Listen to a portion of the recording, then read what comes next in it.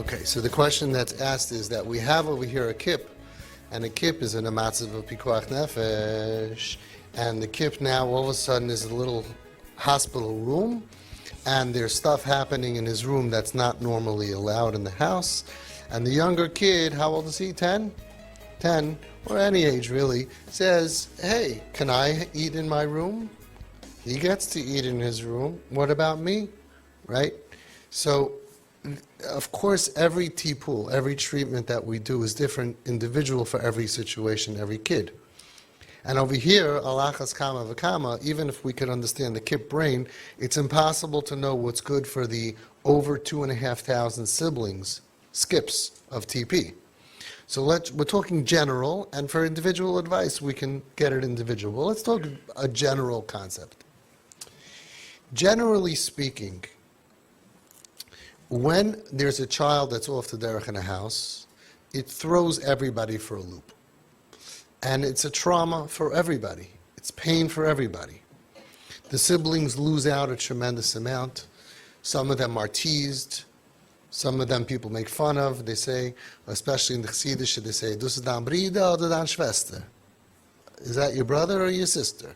You say, "Oh, that's my brother." So why does he look like a girl? This is your sister, or this is the housekeeper? You know, like, they get teased, and there's a lot of pain that they have, and the house goes through sometimes turmoil, fighting, arguing, mommy and daddy show. They lose a lot. So there's really two messages that we want to give them, besides for all the skip meetings that are recorded that they should listen to, and the whole mahalach and the meeting when I meet them. But basically, there's two messages we want to give them.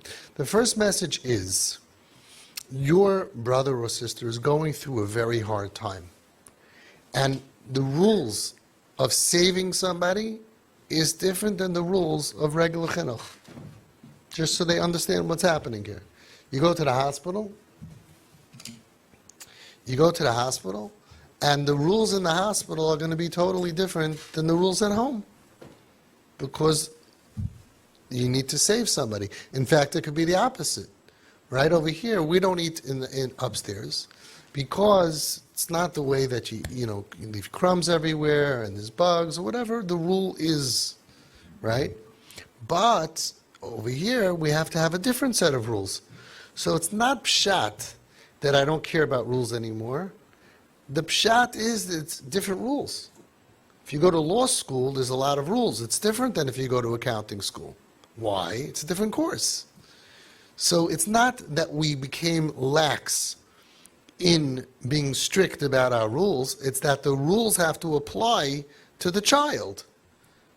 The Nesiv Shalom says that there are different categories. There's a category of chinuch ragil, regular normal chinuch for a normal child, if you could find any, if there are any left. Okay, chinuch ragil. And then there's chinuch that is called saving, crisis chinuch. It's not normal chinuch. V'lo harezeh kaharezeh, and the rules of these do not apply to those rules. So if you don't have this conversation with the child, then they're very confused. How come he gets to go out? How come she get? You have to explain to them. It's a different course. The rules for Yosef's health and success are different than Chaim's health and success. The rules for Chani is different than the rules for Chani. Is off the derech and we're trying to save her life. And when she goes out not sneeze, we say, Chani, you look beautiful. Right, but you, Mushki, you're in school. For you, it's not good to go out like that. So that's the message that we give the kids, so that way they can process it. And this is really what Rav Steinman Zatzal said. He said, you take the kids and you tell them with tears in your eyes, your brother or your sister is not religious right now. What they're doing is wrong. And that's between them and Hashem. But what does Hashem want from us? What are we doing? Us in the picture? What's our job? Our job is to fill them with so much love and acceptance that one day they're going to want to be like us. Very clear. Chil Shabbos is not a good thing. We did not change our rules. But the rules that we have for healthy kids does not apply to someone who's not healthy. You don't have to say not healthy if it's a young kid. Right now, that's not what's good for him. Right now, we want him to be home. Remember that he wasn't living home? In your case, you could say, remember that? Now it's more important that he should live home and be comfortable, so that's why I do that. But you're, Baruch Hashem, you're a very normal, successful kid, and you make me so proud. The rules are for your benefit. It's better for you that you should keep the rule. So that's the first nekudah. The first nekudah is that you explain to them that we have very strict rules. And the very strict rule that says that you can't walk out without sneas says that she could walk out without sneas. Why? Because that's the rules that apply to saving her life. Clear? Kids understand that. We're not lax with him. We're strict with him. You're very strict with TP. You're doing TP 100%. But the rules are different because this is an extraction. This is a patient. This is a whole different story. The second thing is that you need to explain to him that the rules that you have are not against him. Because a lot of kids are looking at it like, oh, he doesn't need to do it, so why do I need to do it? That means that you perceive that these rules are bad for you. If you understood that these rules are good for you, you wouldn't say, he doesn't need to do it, so why don't? Let's say we have a rule that everybody in the family after supper gets an ice cream cone. And he doesn't get an ice cream cone. Would the kids say, hey, he doesn't get an ice cream cone, why do I have to have an ice cream cone? He wouldn't say it, because he wants the ice cream cone. So you need to make sure, especially if there's a kip in the house, but everybody really, you need to make sure that your kids are understanding and appreciating that all these rules that you can't this and you can't this and you can't this and you're not allowed to, are not because you want to make them miserable human beings. That they are for your benefit. If they understood, semi-understood, trust in you enough to understand that this is for you to become a mensch, to be a happy adult, and they're healthy kids, then that's not going to be a problem. You'll tell him, number one, he doesn't have these rules because he has a separate treatment method, separate rules. And number two is, you should be very happy to have this rule because this is going to make you a happier adult. That's why I'm giving you these rules. I'm giving you this rule. Why don't I want you to eat upstairs in your room or whatever the stupid rules that we have in our home are?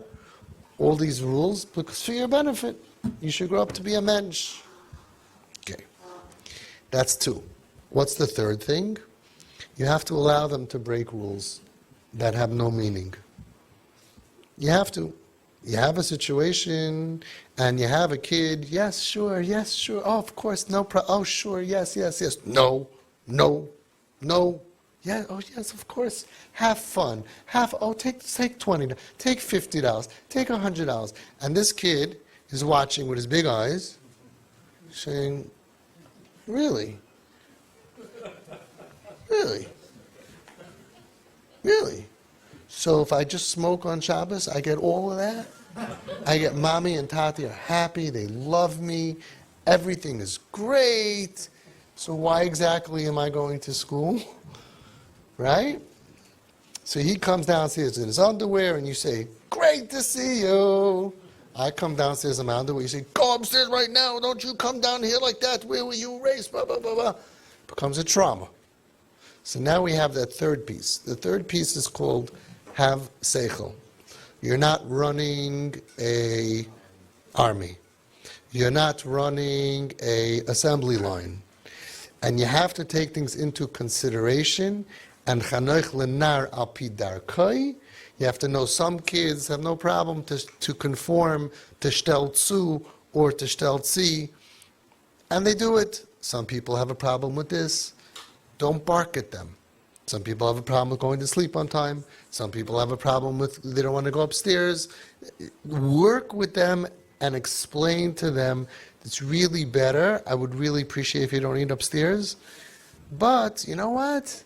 for tonight, you pick one night this week and you could eat upstairs, and I'll come upstairs afterwards with my vacuum cleaner. I want you to enjoy it. Why does a 10-year-old want to eat upstairs? He has that taiva. He wants to eat upstairs. Is that the end of the world? So we don't want to go ahead and have him eating upstairs. Everyone upstairs will be a pigsty. Going to come Pesach. You only have 6 months left. How are you going to possibly clean this up? It's almost impossible. So fine. So you make a deal with him. I want to tell you something I learned on Home Sweet Home, kids, but it works with everybody.